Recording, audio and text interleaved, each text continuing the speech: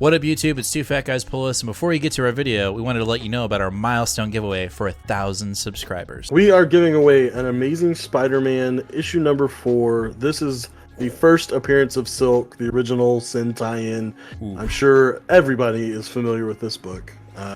This is a CBCS 9.8. Oh, yeah. Yeah, so... Big boy.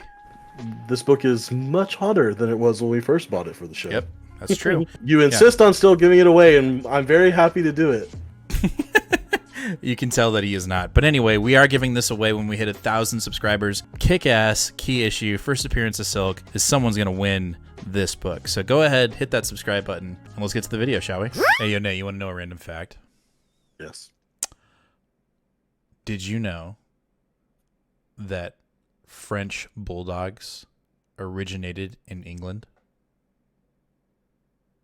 I did not know that. That's actually quite irritating. Isn't it? Like, why? Why would you do that? English bulldog. But there's already one of those. Uh-huh. Right? So, like, what came first? I mean...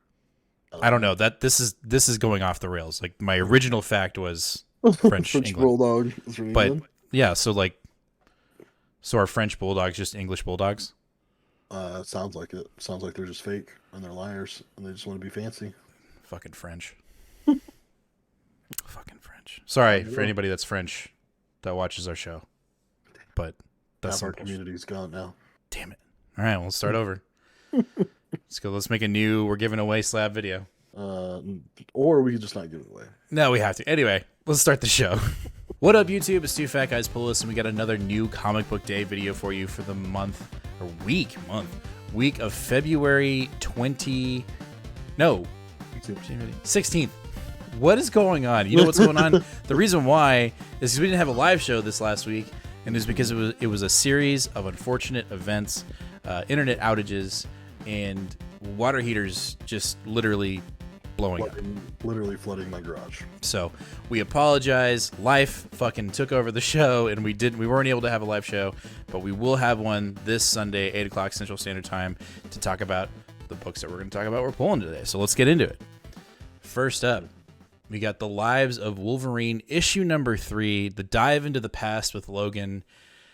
You know, I'm going to stick to my theory, even though Deaths seems to be going in, I think is going in that same direction, but we'll have to wait and see. But with Lives, it looks like Logan's going rogue. He's going to go try to fix his mistakes, and Marvel Girl's like, don't do it. Yeah, we'll see. Lives has been the weaker of the two books, so I agree. I'm sort of like, meh, whatever. Well, and that's because Lives is like, essentially Lives is really Benjamin Percy's, Wolverine book. Yep. Whereas Death seems to be Inferno 2.0. Yeah. My only, I'll say it since we started reading this, is I hope the two at some point, and I think they will, meet in the middle, and we'll get kind of like a Tarantino effect. But yeah, I will say the artwork in the last issue really carried the issue. The story was okay. So, we'll see again. I hope my theory is right, that Logan is going to mess up the timeline, and we're going to get some multiversal timeline shenanigans pretty soon. Yeah. All right, after that, we've got Duggan and Pena, not Pepe, even though we got a Pepe cover. X-Men issue number 8. I don't have a problem with Pena being on it because his artwork is really close to Pepe Larraz. He actually does a really good job. So it looks like we're dealing with MODOK, which the last time we saw MODOK was, I think, in Free Comic Book Day with the Hulk, where he supposedly got killed. So I'll be interested to see if we see any tie-in there. Forgot about that. Yeah. We'll see. I can't get excited about MODOK. So this particular point in the X line is like this. These past couple months have got me a little bit. So yeah, and we'll see if there hasn't been a reboot of Gary Jerry's run. I don't think there will be. But I will say issue 7 was really good. We had some consequence. Phobos was claimed by Earth, and so it'll be cool to see if like MODOK is part of that. Or I'm hopeful. because I do like the run. I just want there to be more consequence. I want it to move in a direction that doesn't feel like this is just an X book for everybody, which I know that sounds really douchey, but I want there to be some connectivity, and I feel like we're finally getting that eight issues in. Yeah, for sure. So, all right, after that, we've got issue 40 of Fantastic Four. The Reckoning War has begun. It will begin. I really enjoyed the alpha for Reckoning, so I'm looking forward to this a lot. It's weird. It says on the cover that it's slot. What's that? No, never mind. It's Stott. Stott, yeah. Rachel Stott is the artist. Gotcha. Yeah. I'm really looking forward to this. I mean, anyone that's watched the show knows that I'm a sucker for Cosmic, and so I'm excited for that. But I'm kind of bummed still. Like I said the last time we were covering the alpha, that I feel like this should be bigger. I mean, the moon just exploded. Mm-hmm. That's almost too big. Like, it's almost too big. Like, that would, like, we would feel the effects of that within minutes. And so, I don't know. I'm interested to see where this goes and how they're going to reconcile that. It's if like it really happened, or if it was like just a mirage, or I don't know.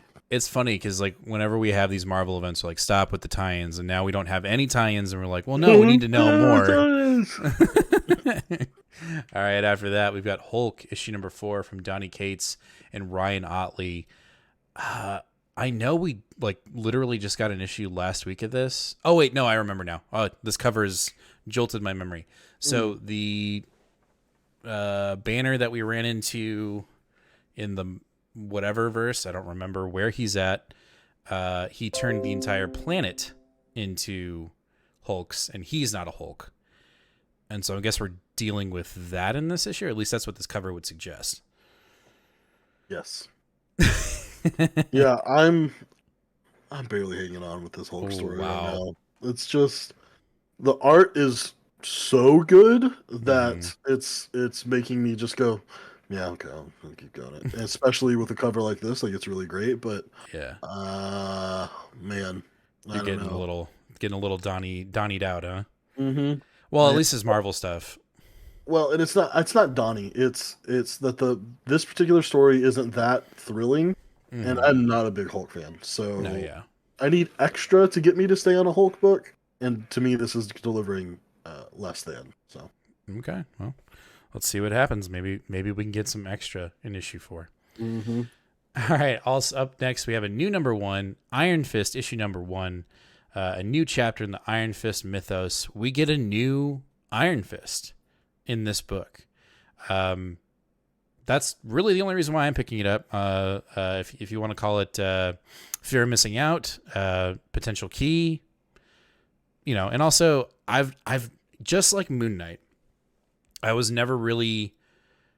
didn't know much about Moon Knight, and now I'm reading his current run, and I'm like, oh, fuck yeah, And with Iron Fist, I know even less. I know of a failed Netflix show that was just awful, and I want to give it. Watched.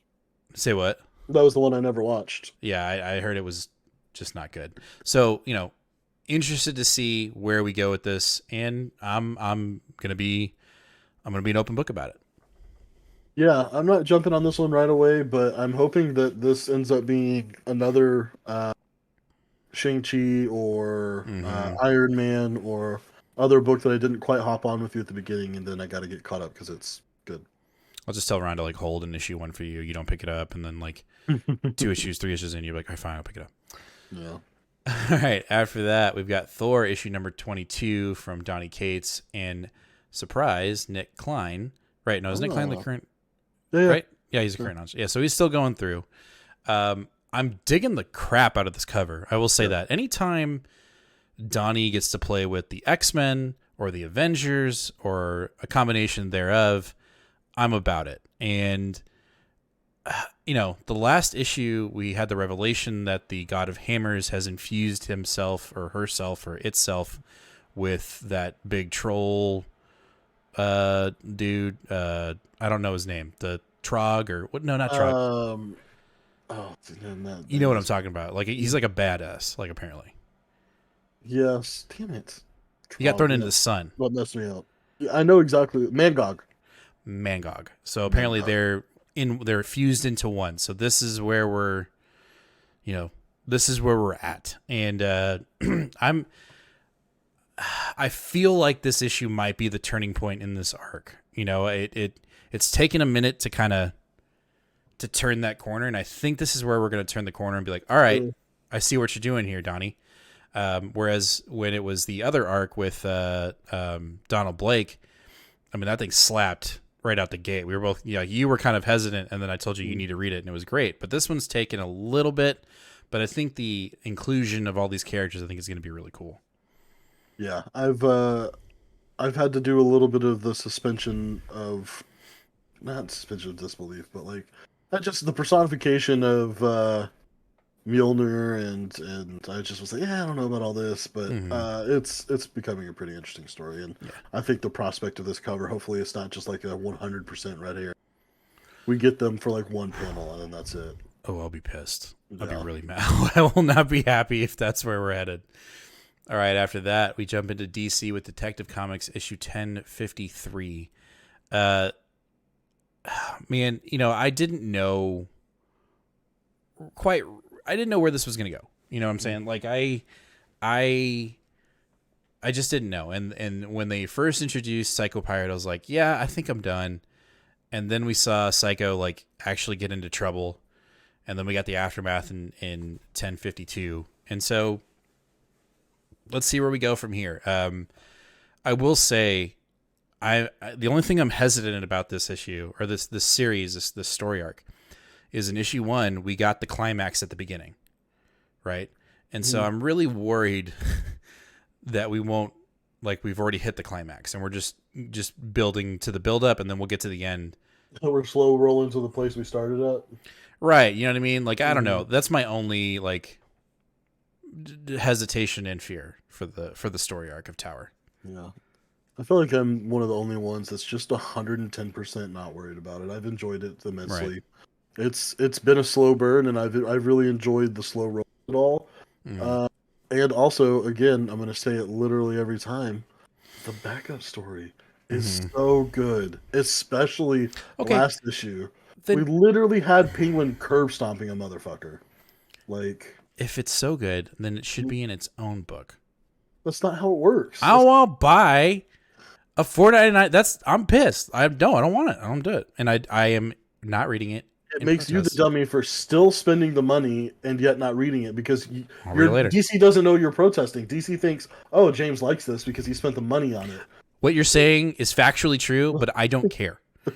Okay? Also, if you are an Azrael fan, the backup story is supposed to have our main boy, running into Azrael, or what is his name?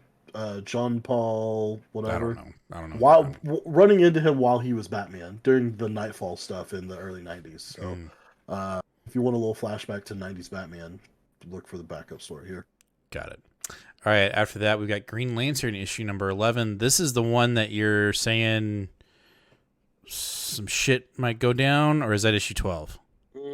Issue 12 is the final one. Okay. So I don't know if it's this one or the next one, but it seems like shit's about to go down, except now we know that it seems almost obvious that Jon Stewart's going to die in the Death of Justice League storyline. Let's not get into the continuity of that. We don't know what the fuck's going on there. Well, it looks like Jon is about to get godlike powers and then book it to Oa and help fight there. I believe in the last issue we also had Hal Jordan show up right there at the very end. This is, I believe, the third time that he has shown up on a cover of Green Lantern, yet not been in more than one panel. I personally am okay with that. I like almost every other Green Lantern more than Hal Jordan, but if you're going to put him there, might as well use him, right? Let's see if they do. Yeah. All right, after that, we've got Nightwing issue 89. This is going to feature Superman, Son of Kal-El. This is the part 1 of 2 of a crossover event. I won't say massive crossover event. And yeah, I'll be interested to see where it goes, because in Superman last week, Superman essentially kind of quit. John kind of quit. He's joining his boyfriend in the Truth Organization to be a journalist.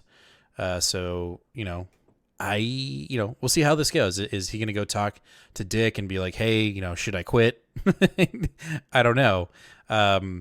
But this book, we can't say it enough, has been fantastic. Tom Taylor is on fire with this one. I'm looking forward to seeing how these two characters are going to interact in this little crossover event. I am too, and I think it's going to be pretty awesome.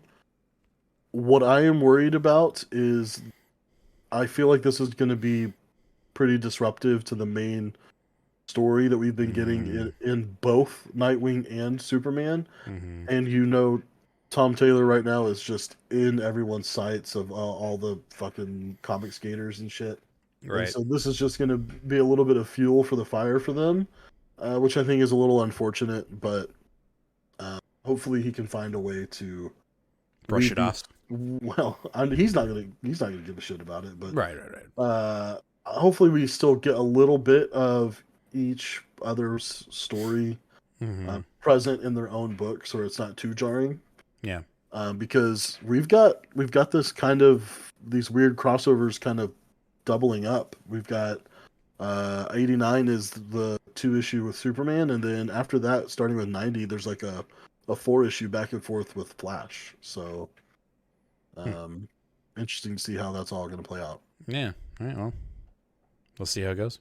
Mm-hmm. All right. Let's jump into our independents. We got Reign issue number 2. I'm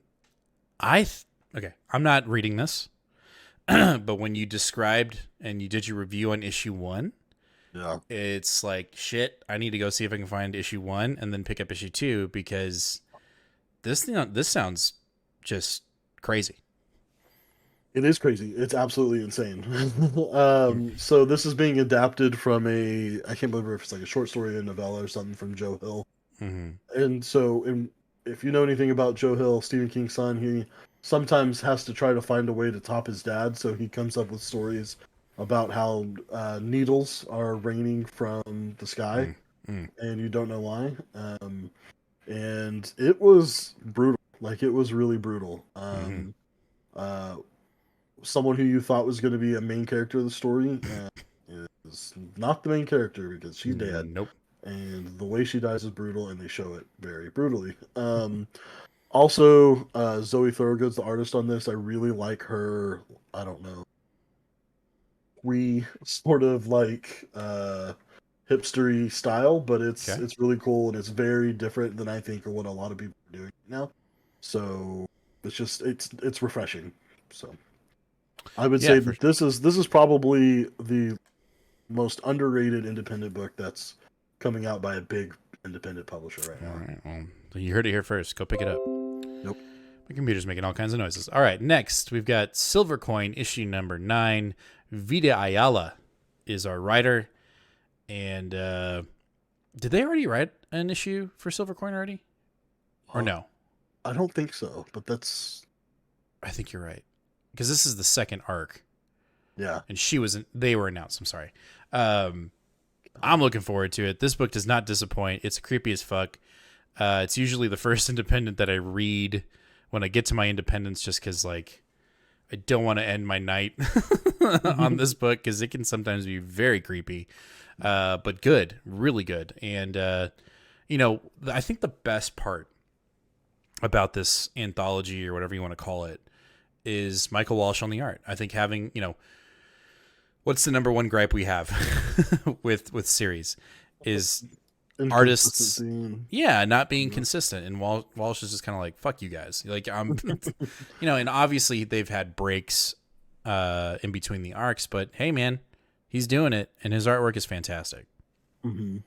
Yeah, and it was only a 1 issue or a 1 month break. Right. We only missed one in September. That was it. Yeah. Yeah, I think between the two of us, the first 8 issues, probably 4 or 5 have been a pick of the week. So, and you're getting all of the big name writers. This is Vita Ayala's first issue, but I went back and looked at the writers so far that we've had. Chip Zdarsky, Kelly Thompson, Ed Brisson, Jeff Lemire, Michael Walsh did his own in issue 5. then Joshua Williamson, Ramvi, and who's the last one? Matthew Rosenberg. So, I mean, literally all of these people are writing like best-selling Marvel or DC books and also their own independent books. So, I don't know. I'm going to call it now. This may be a potential pick of the week for me. It might be a clean sweep on this one, honestly. Yeah. That being said, writers that I hope are on the third arc, if it does get announced, Al Ewing. Yes, that would be great. I actually would love to see a Donny Cates Silver Coin because I feel like it would be just epically metal and fucked up. It would have a son dad daddy father issues. No doubt. Yeah, for sure. But whatever. I'm here for it. And then the other one, and this one may surprise you. But I'd like to see a Jason Aaron Silver Coin. Okay. Just because I think it would be totally out of left field, like for him. But I think it'd be cool. I feel like his would have to do with barbarians or ancient fighters of some kind. Yeah, some kind of like biblical ancient nastiness. Yeah, between his like independent one that takes place like in Bible times, and then him doing Conan and him doing the million BC Avengers or whatever. I feel something like that. His shtick. Right. So that's that. All right. Our last book of the night is What's the Furthest Place from Here? Issue number 4. Tell me about it. I can't. I know you can't. I absolutely can't. So if anyone has been paying attention to this, I just review what happens almost word for word, and then we both stare at each other and go, "What? Huh?" So if I hadn't read four kids rob a bank or 4 kids walk into a bank or whatever their previous collaboration was, I probably would have jumped off of this after issue 3, because I wouldn't have understood the weird. Gotcha. Issue 3 was really weird, but because I understand how these two work by reading their other stuff and how it all came together, and I was able to literally sit down and read from cover to cover their intended story, I feel much more inclined to give these guys a chance to tell the story they want to tell. Plus, this is by far the biggest bang for your buck on the shelf every week that it's out, because it's $3.99 and you get 32 or 48 pages every single week without ads. So that's crazy. The last time we left off on this book, the kids had run away from a house that they thought was safe. There were kids pretending like they were old people. 2 of them decided they were staying, and they get sacrificed to the mysterious others, strangers that are in the dark that we don't know about. And the family gets stumbled upon by carnies, and we can't tell if they're literally deformed or if they're just wearing costumes to make them look deformed. So we're gonna find out about the carnival in this issue.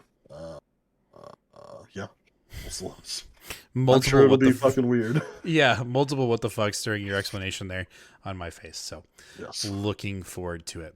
All right, well, that's going to do it for the week of February, 16th. We will be here live, 8 o'clock Central Standard Time here on YouTube. We promise to review these books. And we may jump into some of, we might have like a little quick, hey, we forgot last week. Here's some of the books that we liked last week. Just to kind of get y'all caught up and so you don't feel like you didn't hear what we thought about some of the books from last week.